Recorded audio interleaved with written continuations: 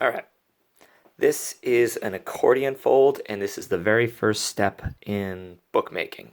First thing you learn.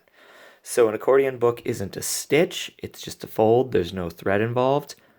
All you need is your piece of paper, preferably a long, skinny one, and a bone folder, a bone scorer, a cap of a Sharpie, some object that you can use to crease your paper and fold your paper. So the first thing we're going to do, we're going to work entirely in halves. So the first thing we're going to do is we're going to fold this in half. In order to fold it in half, we're going to do it nice and smooth. We're going to do it on the tabletop. We're not going to do this in midair. On the tabletop, we're going to line up these two ends, here and here. Get them as good as you can. Then, holding that end, you're going to head all the way down here and push down as you go. Make sure you're going neat, because if you make little sloppy errors, they may seem small at this point, but the further along you get, they get bigger and bigger. So, after we've made that fold, we take our bone folder, just go two directions, push it down, just with the side of the bone folder. So now we have this paper folded in half. So far, so good. What we're now going to do is we're only going to take one side. We're not going to take both, because if we take both, then this side will be slightly shorter than this side, and it won't be even, because paper has mass. And every time you fold paper on itself, you're going to change the length of each piece around it. I know that's a lot to be going on with when paper is supposed to be flat, but just trust me. So we're going to come back here, line that up right on the edge, just like we did last time. Edge to edge, holding this down. Pushing this flat. Just use my fingers at first, the edge of the bone folder.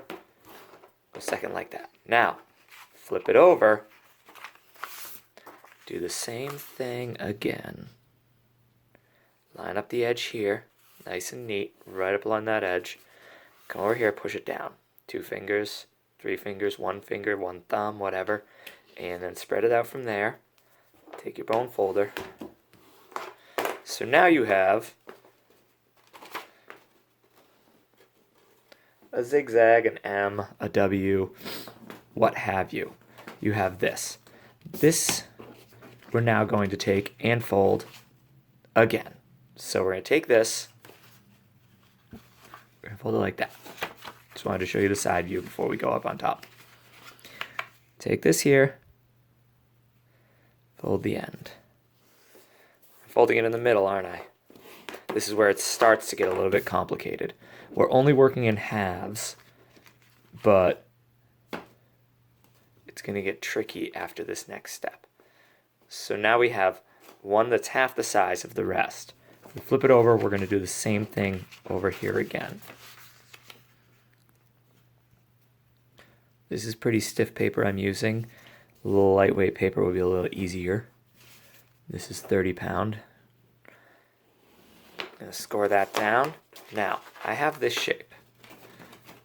These 4 pages are the right size, but these 2 pages are double size. They're going to become 4 pages. How do we do that? It's kind of a pain. It's not really a pain, but it's going to be some new brain patterns for you. So you're going to take this, you're going to pull this, and line this crease, so hopefully your creases are nice and tight. Line this crease up with this edge. I'll show you it on the flat. So unfold this. Take this crease, line this crease up with that edge. You can kind of see through the paper a little, but I'm holding it off a little just so I can see that lip right there. Now I'm lining it up, pushing it down, taking my bone folder, creasing it. Now the next one's actually a little easier, because when we creased that, we created, and it's better in the shadow, we created a little line right here. There's an existing crease now, so it's going to guide us a little. We're going to come over here like that, flip it over, line it up, smooth it out. Now, obviously, this is not an accordion. This is not a zigzag, so we have to flip some of these folds. The good news is, once you've creased paper, paper has memory, as I said earlier at the very beginning of class. Paper has memory, so when we crease the paper, when we bruise the fibers, it makes it easy to just flip it over. So now, all I'm doing is flipping some of these folds back and forth so that I now have an accordion. So this is the second simplest type of book. You can open it like pages. You can open it like an accordion. You can, and this is a neat little trick, take this here. Now that you've made these creases, and those creases are nice and strong, I can tear these right along those creases. Because if you have good creases, then the paper's going to tear along them. Makes sense, right?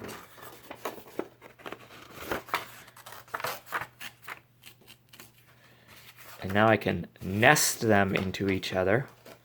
Nesting again means to place them inside so that all the spines are lined up into each other.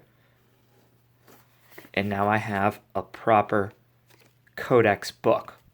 I can staple it. I can stitch it. I can do all that good stuff. What do you know? I got a stapler right here. Let's see if there's any staples in it. There are. Right there, we have made a book. I know I made it look easier than it really is because I do this a lot. But that's it.